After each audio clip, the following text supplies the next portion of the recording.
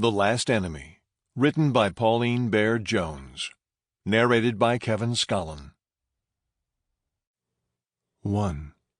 Fear followed Dani Gwynne out of sleep, drying her throat to parchment, turning her muscles to wood, and digging up her longing to go fetal and whine. Where? Oh, yeah. The safehouse. In Denver, Colorado. Dani took an unsteady breath. Water would restore the moisture to her throat, but fetal and whining had to be reburied. Things like that got recorded in the file. After 8 months in protective custody, Dani was suffering from an acute case of lost privacy. You awake? Peg's husky murmur drifted on the same cooled air that circulated the smoke from her cigarette.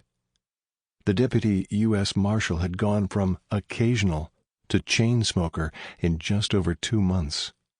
But Dani would bet money that wouldn't make it into the file. Yeah. Dani rubbed her face. Another bad dream? Peg sounded sympathetic. Bad dream? The hired killer, Dani called him Dark Lord for lack of a real name, did a brief encore inside her head. She gave a slight twitch. Not a good dream, but at least it hadn't been the one where he held her head under a sea of blood until her lungs exploded.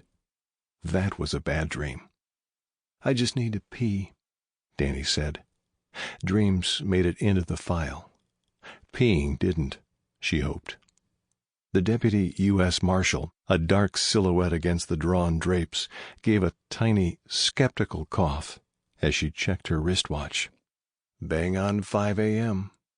Smoke made lazy spirals toward the ceiling from her cigarette, then did a sharp turn right when it strayed into the AC current that had just kicked on.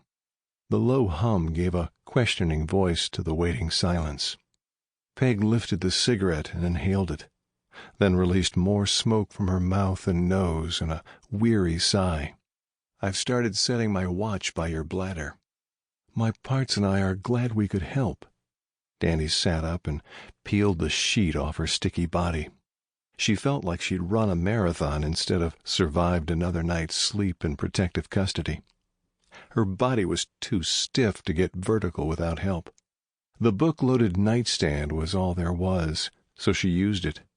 The flimsy wooden pedestal rocked, then sent her stack of books tumbling to the floor. Sample complete. Ready to continue?